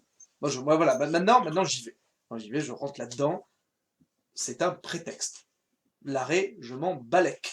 Si ça dure plus de 3 minutes, pour moi, c'est loupé. Moi, je le dis, il faut aller au-delà. La question, c'est les principes. La question, c'est les enjeux, c'est les interrogations. C'est qu'est-ce qui te heurte, qu'est-ce qui t'interpelle, en quoi ça se confronte à quoi, à quelles autres dimensions, quelles autres notions. Il faut que ça parle, il faut que ça résonne. Et si on s'enferme dans oui, alors là, le gars, il a pas. Enfin, ok, c'est important d'exposer le cas, mais il faut vite décoller. Il faut vite partir. Mais moi, je trouve que c'était beaucoup mieux que la fois dernière, parce que tu faisais quand même l'effort de, même si tu vois que tu n'avais pas la réponse immédiatement, tu faisais quand même l'effort de t'interroger. Et je pense que, comme. Alors, c'est quoi ton petit pseudo déjà? Bibou l'avait bien expliqué juste avant qu'on commence, c'est des propos visiblement qui avaient été tenus à l'IEJ quand tu t'étais exercé à l'IEJ, à l'occasion d'un entourage. Dès que c'est apprécié la discussion que tu avais pu avoir avec les professeurs. Mais moi, je ressentais un peu parce que je trouvais quand même que voilà, tu te mettais en situation et tu sais de voir si effectivement il n'y a pas une confrontation dans les droits et libertés. Donc je trouvais que c'était pas mal. Mais effectivement, il faut plus de matière, il faut plus de fond. Là, il faut bosser pour ça. Ouais, il faut ça. Après, c'est ça la difficulté. Alors, du coup, on va peut-être parler, nous, les anciens Radio Clements. Je sais pas comment est-ce que vous le prépariez, vous, Jimbo et QB, autrefois tu vois ça. Mais moi, alors, la technique on te précise un thème, droit pénal, tout ça, on l'appliquait nous aussi. Puis, normalement, on partait en mode grand chemin, on révisait tout. Tu révises quoi avant de venir? Ouais, c'est ça le truc. Est-ce que tu as déjà tes fiches? Est-ce que tu les bosses? Parce que, du coup, ça va nous aider à voir. Parce que si tu nous sors ça, qu'en définitive, t'as rien révisé, mais du coup, l'appréciation est différente. Ouais. Du coup, en fait, je vais peut-être dire que c'est pas trop mal. J'ai lu quelques trucs. Enfin, je me suis dit, comme sujet, l'actu que j'avais ciblé, celui-là, je l'avais vu, mais j'étais là, celui-là, il est imbuvable. J'avais bien bûché sur la transaction pénale, par exemple, sur l'obligation de motivation qui est sortie. Là, sur ça, j'étais plus au point. Là, mais t'as pas un recueil parce que là, c'est important, on parle d'actualité, tout ça. Mais... Oui, je prends. J'en ai pas un défini. Après, j'ai le livre de bio et que je regarde. Peut-être qu'on peut donner des idées de. J'en ai pas un qui me. Alors, on avait parlé un petit peu dans l'émission spéciale Retour RFPA. Le grand oral, ça se bosse de 2 manières. Enfin, alors, moi, je suis un ficheur. Hein. Je suis un mec qui apprend et qui retient. Ça, toi, je suis comme ça, je fiche les gens. Tout le monde. Complètement. Je me fiche de tout. En fait. C'est vraiment, si tu prends un recueil, n'importe quel auteur, bien, tu le bûches et sur cette base-là, ensuite, tu fous de l'actualité. Parce que la transaction pénale, ok, très bien, mais il faut la mettre en parallèle avec les principes. Parce que sinon, c'était trop exclusif en fait du reste de la. C'était pas repris après. Il faut que, allez, j'emploie une belle formule, il faut que tes étoiles forment une constellation. Et pour ça, il faut que tu aies un petit peu de matière noire pour retenir le tout. Il y a un truc que je pense, en tant qu'étudiant, on a du mal à faire, qu'on ne fait pas parce qu'on va aller au plus vite. Par exemple, toi, tu as dit, j'ai bien bossé la transaction pénale, par exemple, et on oublie souvent de lire les introductions, même les préfaces des livres. Et en fait, ces introductions, ça permet justement de réunir un peu tout ça. Donc, avant de bosser dans le spécial, il faut bosser le général, et c'est à partir de là que tu vas pouvoir creuser. Donc, trouver un ouvrage qui te correspond, que tu aimes bien, parce que le livre de bio, moi, je le trouve très très bien. Mais par contre, il est très complet, donc trouver différents types d'ouvrages, regarder quel est l'ouvrage qui convient peut-être le plus, et puis après, aller bosser dans les détails, mais d'abord faire du général, pour éviter de se retrouver dans la situation. Moi, j'ai 2 fascicules qui sont sur le site de la CEDH, qui sont le droit en procès équitable branche civile et le droit en procès équitable branche pénale. Ils sont excellents. Combien de pages ils font? 68. Ouais, c'est génial. Oui, mais c'est léger, quoi. Il y a des illustrations. Non, mais alors, réfléchis pas en termes de quantité, mon gars. Non, mais c'est pour ça que c'est un bon support. Ah, voilà, c'est-à-dire que oui, voilà. S'ils font pas moins. Non, mais eux, franchement, pour l'article 6, parce que là, bon, je vais dire mes commentaires sur le fond. Le droit pénal, c'est pas ton truc. Tu t'aimes pas ça, et c'est pas grave. Mais il y a des trucs inloupables, je pense, au Grand O. Et l'article 6, c'est la mère de toutes les guerres. Ouais. C'est vraiment... C'est vrai qu'il est si tu l'as pas bossé. c'est le truc. Donc, si tu bosses un truc, bosse l'article 6 avec ce fascicule. Et pas que, l'article 6 et la garde à vue. Ouais, La garde à vue. Si on peut pas se pointer au grand oral sans connaître à fond la garde à vue. Je reste général sur l'article 6 parce qu'il y avait l'impartialité, qu'il y avait des éléments sur Oui. l'impartialité que tu as dit. Bon, par exemple, tu as dit l'impartialité subjective, c'est quand le juge a déjà fait son avis. Oui, Là, non. Hein. L'impartialité subjective, c'est quand on peut penser que le juge est impartial. Donc, c'est-à-dire, c'est même pas lui qui, s'il faut, il est impartial, le juge. Mais c'est le simple fait, justice doit être donnée de façon impartiale, mais elle doit être vue comme elle donnée impartiale. Donc ça, c'est une distinction fondamentale sur plein d'autres choses. J'ai l'impression, sur un point de méthodologie, que vraiment, toi, quand tu as vu cet arrêt-là, la Cour, elle parle où pour toi dans cet arrêt? Elle parle là ou elle parle là? Il y a deux paragraphes, hein.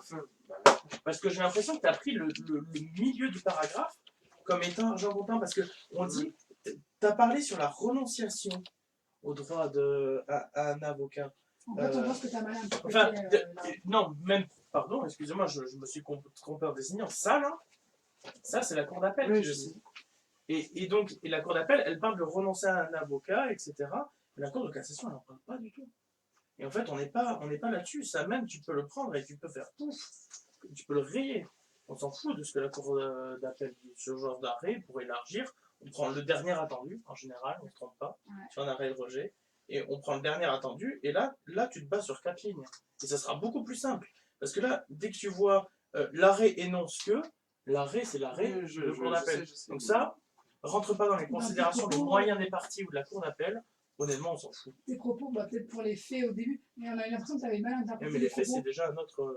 C'est le rapport de la cour. Ouais. Mais donc voilà, je pense que tu es parti là-dessus et que tu as dit des choses là-dessus qui ne sont. Qui en fait, il fallait mieux. Par exemple, la raison impérieuse tenant aux circonstances de l'espèce. Ça aurait pu être intéressant parce qu'elle dit que des fois, quand même, on pourrait l'entendre hors audition. S'il y a des raisons impérieuses tenant aux circonstances de l'espèce. On va battre dans la voiture en allant au commissariat, dans un cas de flagrance. Ou des circonstances larges comme la bombe, d'urgence. oui, voilà. Avec un terroriste. Rappelons, il y a eu des cas, alors, bon, peut-être pas t'inviter à te taper tous les faits entrer l'accusé, mais nombre de cas en affaires judiciaires se sont résolus par des auditions, il n'y avait pas l'avocat. Il y a peut-être aussi ce que j'appelle le truc du commentaire, c'est essayer de taper dans l'autre sens et de dire pourquoi est-ce que des fois c'est bien qu'il n'y ait pas l'avocat. En termes finalement pour la justice au plus grand. Ça peut être intéressant, c'est voilà. dire l'inverse de l'évidence. Par exemple, Émile Louis. Alors là, aujourd'hui, ça passerait pas du tout. Comment est-ce qu'on l'a eu, hein? On lui a littéralement menti sur la prescription. Et pourtant, ben, au final, on a arrêté quelqu'un qui a été rendu coupable de plusieurs crimes. Hein. Bon, c'est pas mal aussi toi de travailler sur. Il faut que tu secoues ton sujet. Au-delà de ça, mais ça suppose de prendre de la hauteur. Pareil, oui, et puis c'est toujours facile pour les membres du jury qui ont les codes et le téléphone sous les yeux. Élève magistrat, élève avocat, doctorant. Bien sûr. Voilà, nous, mais ça, c'est de la. Enfin, par exemple, là, tu parlais de la voiture, mais je me souviens de l'affaire de cette horrible affaire dans les années 90 à Perpignan, un pédophile récidiviste. Et c'est sur le trajet juste avant d'aller au commissariat que le mec il a craqué pour dire oui, je vais vous dire où est le corps. Donc c'était bien avant qu'elle soit une audition au commissariat à la totale. Mais sans ça, s'il n'y avait pas eu le travail, également de la confiance de la police, pourquoi est-ce qu'on insiste autant sur la confiance de l'avocat? On ne fait pas confiance aux policiers? Travaillez un peu ça. Ah, mais une question même de régularité de la procédure, c'est tout. D'ailleurs, je tiens à dire que c'était pas dans l'arrêt, mais souvent les choses dites hors garde à vue, genre typiquement, parce que des fois les policiers ils fument la clope avec le prévenu après l'interrogatoire, il n'y a pas d'animosité, il peut y avoir des discussions assez libres et des gars qui disent oui je l'ai fait hors procédure. Hein. Et donc souvent c'est ce qu'on appelle les PV d'information, c'est-à-dire que les policiers vont l'écrire en style indirect, parfois en disant avons appris d'un renseignement anonyme machin de façon un peu floue.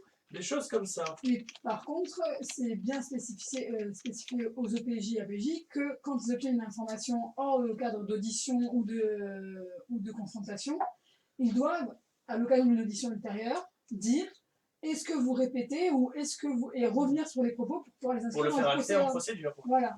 C'est pour ça que Parce qu'un PV d'information, ça vaut rien. Mais Voilà. ça peut colorer un dossier, ça peut suffire. Hein. Mais voilà, normalement, un bon OPJ qui fait correctement son travail, qui a informé de la procédure, est censé revenir dans le cadre d'une audition sur les propos librement tenus hors audition, hors confrontation. Sinon, effectivement, ça pose des problèmes de procédure. Et c'est le jeu de l'avocat aussi de trouver ces situations-là. On répond aux questions? Oui, après moi, l'essentiel des questions, tu avais répondu. Alors moi, j'aimerais revenir corriger un peu quelques-unes des choses qui vous ont été dites et vous en faire entendre d'inédites. Sur ce qu'a dit QB sur la récusation, j'avais un doute, j'ai vérifié. Dans le cas spécifique que tu as dit, ce n'est pas une récusation. Parce que la récusation, c'est les motifs visés par l'article L111, la question sur un magistrat est connu pour avoir une animosité personnelle envers telle personne, c'est dans la presse, quelle action peut-il faire? La récusation, c'est pour les cas uniquement visés à l'article 111-6 du COJ, du Code de l'organisation judiciaire, et c'est des cas objectifs, c'est-à-dire parents, alliés, conjoints, deuxième degré, enfin, c'est vraiment des choses limitées. Là, on est dans une requête de suspicion légitime, où c'est un régime différent qui certes renvoie à celui de la récusation, c'est l'article 356 du Code de procédure civile, et requête en suspicion légitime, et là, on tient vraiment à des éléments purement subjectifs sur le magistrat qui met en cause son impartialité, c'est-à-dire, lui, personnellement, n'aime pas telle personne, ça se sait de tout le palais. Comment? C'est le cas de l'affaire Erika, alors. Dans les médias, on a dit l'accusation de la magistrate qui était informée aussi. Et requête en suspicion légitime. Parce que la récusation, il y a des cas limités, et c'est vraiment une cause objective, c'est genre ton mari. Tu ne peux pas juger ton mari ou ton frère. Là, on est sur une récusation. D'accord. C'est intéressant. Ouais. C'était quoi les droits Miranda? En fait, c'était. C'est l'arrêt, comment il s'appelle cet arrêt? Oui, l'arrêt Miranda. L'arrêt Miranda contre Arizona, je crois. Ouais. Enfin, c'est en 1966, si je ne me trompe pas. Comment s'appelait le juge déjà? Non, je crois qu'il est décédé. C'est pas Scalia. Ça s'appelle comme ça? Oui, en fait, c'est un arrêt de la Cour suprême qui dit que quand une personne est arrêtée, il faut qu'on lui rappelle qu'il a le droit de silence, le droit de ne pas s'auto-incriminer. Il a le droit à l'assistance d'un avocat. D'accord. Après, cette décision a été tempérée depuis pas très longtemps parce que maintenant, la Cour suprême admet que tout ce qui est toutes les déclarations qui sont faites par le gardien à vue, sans la présence de l'avocat, peuvent être retenues à son encontre et peuvent être utilisées lors d'un procès. D'accord. Ça, c'est l'administration Obama qui l'a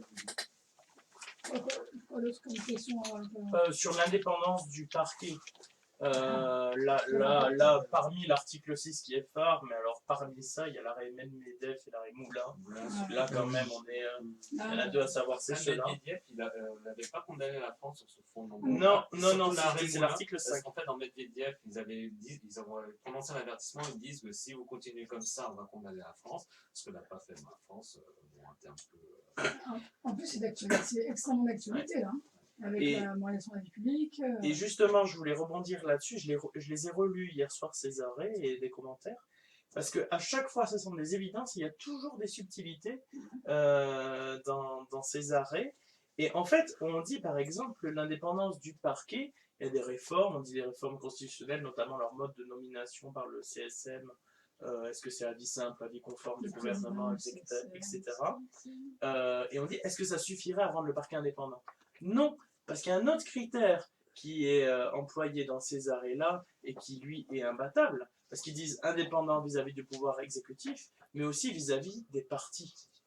Et en tant qu'indépendance vis-à-vis des partis, en tant que partie poursuivante, le parquet ne sera par nature jamais indépendant. On regarde en tout cas si la Cour européenne ne change jamais sa jurisprudence, parce que le procureur sera toujours le chef des poursuites et de l'action publique. Donc à partir de là, elle est une partie poursuivante, elle n'est pas indépendante à l'égard de l'accusé. Donc est-ce que réformer la Constitution pour changer le régime suffirait à rendre le parquet indépendant? Est-ce que le parquet a besoin d'être indépendant du moment qu'il est impartial, indépendant du gouvernement peut-être, mais pas indépendamment au regard de la Cour? Enfin, voilà, c'était mes grandes réflexions d'hier soir, mais ça m'a... J'aurais aimé qu'on y aille un peu plus en profondeur, mais il y aura d'autres occasions. Bosser là-dessus. Ouais, là le parquet, et puis c'est pour ça que j'ai pas compris, Chico, Quand t'as dit le ministère public assiste au délibéré, c'est le rapporteur public. C'est la Cour de cassation. L'avocat général pour le délibéré. Puis maintenant, non, parce que c'est la Cour européenne ne veut pas. À la Cour de cassation, je ne connais pas la procédure, donc peut-être qu'il y a encore une anomalie. C'est le Procolin, c'est ça? Luxembourg. C'est à 97. Oui, non, mais ça s'appliquait. Non, parce que ça s'appliquait. En matière civile, peut-être. Oui, c'était en matière civile. Mais je crois que je C'est vrai. Parce que moi, je pensais juge du fond. Si vous voulez pas tous en même temps. Non, c'était en civil. Le procureur, il va jamais dans le délibéré. Enfin là, pour le coup, c'est une belle nullité sur un plateau. C'est celle-là, hein. Ouais. À part si les autres sont informés, les parties sont informées. Moi, si les parties sont informées, il ne va pas, quoi. Ah oui, bien sûr. Le rapporteur public au Conseil d'État, par principe, il y va, sauf si les parties s'y opposent. Oui. Ah ouais, il y a une condamnation là-dessus. Oui, mais justement, c'est ça la... Ah, il y a sauf si les parties s'y opposent. Voilà, maintenant, depuis. J'avais pas Il est tenu de garder le silence. Voilà. Est-ce qu'on répond à la question entre le juge et le magistrat? Grand débat, hein. Moi, je suis pas sûr d'avoir la réponse. Moi, je dirais le magistrat juge professionnel, Voilà. mais encore une fois, Ben non. c'est dur à qualifier juge professionnel. Hein. C'est compliqué, le problème, c'est que ça fout la merde. Relevant de l'ordonnance de 58. Et on peut plus ouais, dire mais- qu'un magistrat appartient à l'ordre judiciaire. D'ailleurs, on s'est fait avoir un Radio Clémence là-dessus, vu qu'il y a un article du CJA, je crois, il dit que maintenant, les conseillers au tribunal administratif et aux cours administratives d'appel sont des magistrats. Ce qui est pour moi une aberration, puisque dans la Constitution, c'est écrit noir sur blanc que c'est les mecs de l'ordre judiciaire. Bon, je sais pas comment cet article est Ouais, arrivé. Le magistrat n'est pas juge, hein, en plus. Puis il y a la Cour des comptes, qui vient qu'on oublie, et les cours régionales des comptes. Après, ça n'applique pas forcément une réponse, mais au moins une interrogation et la Ouais, mise en. C'est vrai que en la perspective de cette division différence. classique, c'est de dire il y en a un qui est professionnel ou pas. Ouais. Mais l'ordonnance de 58 divise par exemple les magistrats à titre temporaire, les magistrats honoraires, les juges de proximité, je crois. Est-ce qu'on peut qualifier un juge de proximité de magistrat professionnel? C'est un peu, il y a des régimes hybrides, quoi. Je pense que la bonne solution pour tirer, c'est de partir sur la définition générale de ce qu'est un magistrat, c'est-à-dire un homme public de pouvoir. Voilà, on s'en tire tranche un comme litige, ça. qui tranche un litige. Pas nécessairement. Pas nécessairement, Pas nécessairement. par exemple, Historiquement, les magistrats de Toulouse étaient les capitouls qui dirigeaient la ville. Donc tu dis des personnes qui ont un pouvoir légitime d'une collectivité donnée. Voilà, et tu t'en tires comme ça. Parce que là, cette question, c'est un savon. Hein. Ah ouais, Enfin, ouais, c'est- tu peux être sûr que le jury sera pas Est-ce que le d'accord. procureur, donc je pose la question, est-ce que le procureur est un magistrat ou pas? Ça, c'est pareil. Est un juge. Ils sont soumis à la même ordonnance, Oui. ils résultent de la même école, ils peuvent passer de l'un à l'autre Ouais. avec certes quelques restrictions, mais ils peuvent changer. Mais Je vois quand pas ce qui s'y le procureur oppose. est procureur, il n'est pas juge. On ne peut pas dire que c'est un juge, on dit que c'est un magistrat. Et oui, c'est un magistrat. Non, les magistrats du parquet. On dit toujours des magistrats du parquet et pas des juges du parquet. Oui, ça. Parce qu'il n'a pas une fonction de trancher, mais encore que ça doit être relativisé. Parce qu'on n'arrête pas de dire que le procureur ne juge pas. Bah, J'en suis pas si sûr.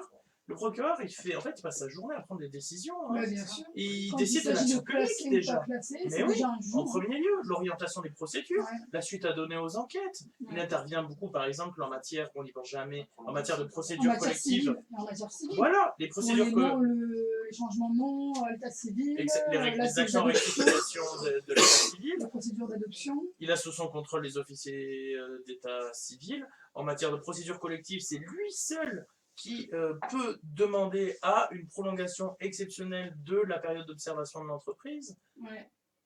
Le magistrat du parquet, il prend des décisions, je sais pas, enfin, on peut dire qu'il juge, quoi. L'action publique, c'est quand même... Mais vraiment- peut-être que juger, on se figure le fait de trancher véritablement un litige, c'est dans la phase de jugement. Par un Peut-être- dispositif, Ouais. par un titre exécutoire. Ouais. C'est ça, c'est que le magistrat de parquet n'émet pas, a priori, de titre exécutoire, mais encore une fois, Oui, mais le un mandat notaire, d'arrêt. il peut le faire. Le mandat d'arrêt, bien sûr. Et oui. C'est un district exécutoire. D'accord. Et là, on n'a pas fini là, ce débat, on pourra en faire une thèse, hein, ça doit sûrement d'ailleurs Sinon, exister. dernière chose sur donc le conseil des prud'hommes, moi j'ai posé une question sur la problématique autour de l'article 6, paragraphe 1, et Crush était revenu là-dessus. C'est ça. Moi et QB, ça t'as eu Ouais, chaud, on là, a vraiment appuyé sur cette. Mais alors, c'est vrai que moi, la question, je ne l'avais pas comprise quand je t'ai posé la question autour du conflit d'intérêts, mais tu t'y es rapproché. Donc voilà, ça, c'est pareil, je pense que c'est un thème vraiment inévitable, parce que, comme pareil pour le tribunal de commerce, parce que voilà, c'est des questions qui reviendront sur le fait que techniquement, l'échevinage, c'est au commerce, d'ailleurs, je Mm. crois. Oui, c'est ça. Le paritaire, c'est les prud'hommes. Oui, paritaire, c'est les prud'hommes. Je dirais- l'échevinage, c'est. Et même, si je me trompe pas, mais je suis pas droit des affaires, je dirais que c'est du commerce en Alsace-Moselle. Ouais, parce qu'il y a un juge professionnel, C'est- un magistrat. de Mais ça l'ordre n'existe statutaire. pas en France de l'intérieur, les chevinages, sinon. Non, au sens propre, Ouais, ouais. faut vérifier. Parce que normalement. Si, quand même, le TPVR. Oui, mais. Voilà, ouais. Toi, je suis sûr qu'on doit trouver des tribunaux des affaires maritimes, par exemple. Chelou, mais c'est quand même un truc alsacien et mosellan. Hein. Et d'ailleurs, j'ai pas répondu, sur le juge qui intervient quand il y a 2 conseillers prud'homaux qui sont en désaccord avec 2 autres conseillers prud'homaux, c'est un juge d'instance et c'est un juge départiteur. Ouais. Le terme, c'est ça. Voilà, départiteur. Parce qu'il On dit départage. que ça vient en départage. Je crois qu'on l'achève là quand même. Non, ça va. Ça va? Non, mais après, c'est de l'organisation judiciaire et en même temps, je veux dire, ça s'invente pas. Nous, on a absorbé ça pendant des années et on en apprend tous les jours encore. Donc, c'est de la culture Ouais, juridique. bien sûr. De savoir, après, il y a des formules, des anecdotes, des petites particularités comme le tribunal des affaires maritimes. Crois-moi, enfin, je veux dire, tu tombes dessus, on te le dit un jour ou pas, quoi. Mais tu l'as jamais bossé dans ta vie, on te l'a jamais dit en cours. Il y a des trucs, ça vient avec les ans, quoi. Autre chose à propos du lanceur d'alerte, tu as dit, quand je te posais la question, que ça venait de la loi Sapin 2, ça n'y a pas la loi Sapin 2, ça le bien avant dans d'autres domaines. Et ça, je pense aussi qu'en termes de questions d'actualité, c'est quelque chose qu'il faut bosser parce que c'est en train de prendre de plus en plus d'ampleur. Et comme dirait notre cher ami, alors quel est son nom déjà? Chico, c'est une question d'action civique et pas d'action citoyenne. Donc ça, il va falloir bosser parce qu'en plus on va faire un rapprochement avec les activités d'avocat, etc. Mais la loi Sapin 2 a quand même changé le régime. Hein. Elle a C'est changé- le elle a donné- référent elle a dans les donné un entreprises, statut, voilà, plus limité. défini, voilà. Et auparavant, Même c'était si c'est un quoi? peu plus. Elle a déjà. On appelle le lanceur d'alerte aussi, mais c'est dans d'autres domaines. Je crois que je suis pas En sûre matière que en matière de santé publique. en santé publique, c'était pas l'environnement. Mais on avait fait un oral là-dessus. Oui, et il oui, faut réécouter l'excellent Radio Clément qu'il y avait eu sur le sujet. Ouais. Sauf qu'il n'a pas pu sortir parce qu'il y a une partie qui n'a pas été enregistrée convenablement. Ah Et oui, parce qu'on dit depuis le début qu'on est Radio Clémence numéro 18, en réalité il y en a eu 19, mais un que j'ai pas pu mettre en ligne. Donc en effet, on avait fait un sujet sur Et les bien lanceurs comme quoi, d'alerte. on ne le savait pas, on a pris Attends. le même plaisir. Attends, j'ai un on était doute. pas enregistré. J'ai un doute. Les lanceurs d'alerte. C'est avec... Ah oui, non, c'est sur les chichas qui est pas en ligne. Ah, Prochaine fois, c'était c'est pas le sur le meilleur. cannabis, c'est comme par hasard, il disparaîtra. Ah pardon, oui, il est en ligne, lanceur d'alerte. Oui, c'est sûr, on a fumé un chicha. Bon. Oui, et d'ailleurs, il était bien sur Radio Là, on a Clément. été convoqués. Ouais. Ouais, c'était la même présidence d'ailleurs.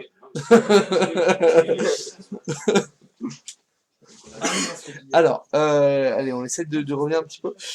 D'autres remarques sur le fond? C'est de... Ouais, bon, on se pointe pas à un grand oral, même test, sans connaître le serment. Hein. Je te Ah oui. foutrais bien une L'article 6, pichenette, hein. L'article 6, le fascicule, franchement, le bio, c'est chiant. Qui c'est qui lit le bio? Personne. Non, non. Je l'ai fiché, le bio. Les écoute pas. Les écoute pas. On est dans une société où il faut que ça aille vite et il faut que ça imprime au moins jusqu'au grand oral. Le fascicule, 40 pages de la CEDH, c'est très bien. T'apprends 3 arrêts par cœur si t'y arrives. Moi, j'y suis jamais arrivé. Et puis basta.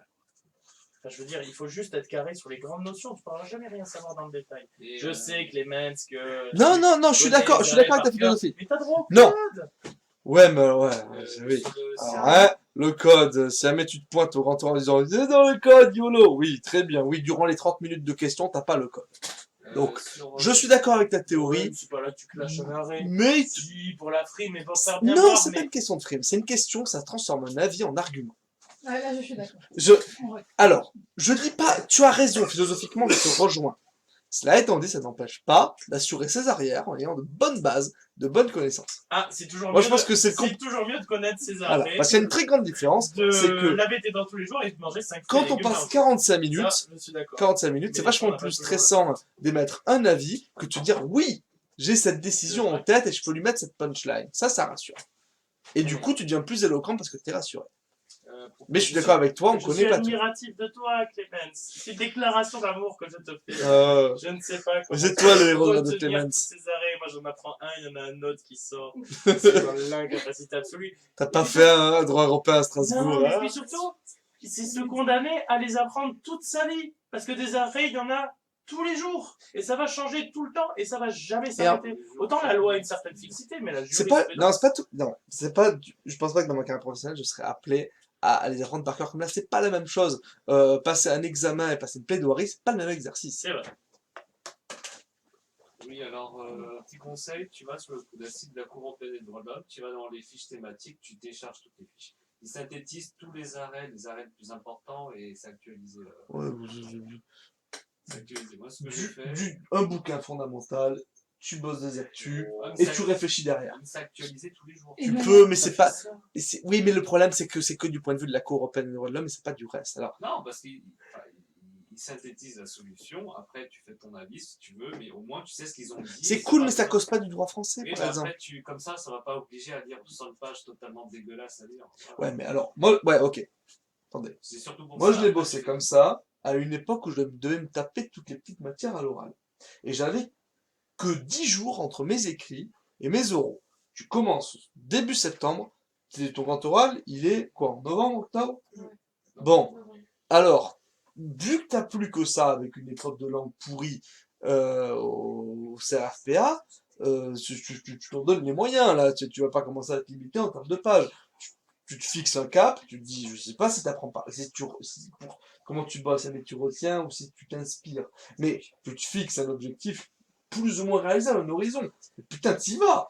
Ta caravelle est par direction les Caraïbes. C'est va pas rester à barboter en Méditerranée en disant j'y vais pas. En se disant ouais, j'ai bossé à la Cour européenne. Non, bah Je pense que plus le bouquin est gros, plus la motivation est petite. Je conclurai là-dessus. Et enfin, sur la déontologie, vraiment, c'est immanquable sur les avocats. Donc là, il faut que tu aies bossé. Il y a plein de livres à la bibliothèque. La déontologie des avocats, il y a des petits gros livres dans un livre. Tu t'en ouais, mais alors, ils leur posent pas des questions sur la déonto. Cela étant dit, faut que tu sois conscient de ça. La différence entre l'avocat et le lanceur d'alerte, putain, l'ordre. Il faut me sortir la déontologie, tout le bagage qu'il y a derrière pour dire que le lanceur d'alerte peut dire des conneries. Il va pas être sanctionné disciplinairement. C'est pas la représentation des intérêts de quelqu'un. Pour un avocat, c'est ça, c'est la représentation. Entre autres. De quelqu'un ou d'un groupe. Le groupe. Parce que ça peut se dire, parce que attends, t'as des cas en justice, tribunal d'instance, tu n'es pas obligé de te faire représenter par un avocat, donc c'est pas tellement l'apanage de l'avocat, ça. Enfin, ça peut l'être, mais pas plus que d'autres. Il y a un truc qui rejoint quand même les études, c'est que là, le lanceur d'alerte, il n'est pas obligé d'avoir fait des études en droit. Toi, tu as fait 5 ans, voilà, c'est la suite logique de ton cursus. Dans le doute, si on te dit quelle est la différence entre un avocat et autre chose, l'ordre. C'est évident. Voilà, tu réfléchis pas, Et bam. voilà, c'est des petits thèmes comme ça. Voilà, bon. Je pose la question. Le salaire. Oui. Bon. T'es payé pour exercer la profession normalement. Et tu Alors payes que quand t'es lanceur d'alerte, généralement tu perds ton emploi. Oui, 60% de charge sur oui, bien sûr, mais alors que lanceur d'alerte, t'as plus tendance à perdre ton emploi. Ouais, enfin pas à l'AJ. Non. Ah, l'AJ. Est-ce qu'on a fait le tour des petites questions? Je crois qu'on a fait le tour. Merci beaucoup pour ton intervention. Le dernier mot. Alors attendez, t'as peut-être des questions. Non, moi il me semble que je vous ai pas du tout regardé. Oui. Il me semble. Vous confirmez? Sinon, je le dis à chaque fois. Ok. Il y a un travail sur la posture. Après le lieu, là, c'est vrai que c'est prêtement, mais il faut faire attention. Ça dépend. À Toulouse, on est assis ou on est debout? On est debout. On est debout. On est debout. Moi, j'étais assis à Pau, mais à Toulouse, de très particulier Pau. Ah, c'est mieux debout. Bah ouais, sauf que non seulement moi j'étais assis, mais sur une table où genre j'étais à 50 cm de moi, les 7. C'était 7. Je me regardais comme ça, tout le temps. Voilà, sur les côtés, j'en avais de part et d'autre. ça fait beaucoup. Alors 7, ça fait flipper, mais au final, t'es sûr que c'est objectif.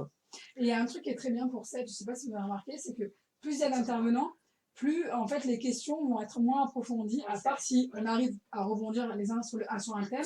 Mais du coup, normalement, c'est des questions qui sont moins creusées, moins profondes. Ça peut être pas mal. Voilà. Bon, et ben je crois qu'on a tout dit. Oui. Et ben écoutez, il me reste plus qu'à remercier mon équipe, et avant tout, bien sûr, de remercier Narvalo. Ah ben attends, Jimbo, c'est toi qui as la présidence. Je te laisse dire la formule qui conclut chaque Radio Clemens. Et on vous fait des poutous juridiques. Voilà, merci à tous. Et encore une fois, voilà. Radio Clemens numéro 18. On reviendra très bientôt pour de nouvelles révisions. Oui! Allez, on vous embrasse et on vous fait une nouvelle fois des potos juridiques. Vous êtes sur Radio Clemens, la radio qui papote ses RFPA. Eh garçon, tu savais qu'à la campagne, il y avait de belles femmes et de beaux rideaux. Juriste de mauvais goût, vous êtes aussi chez vous.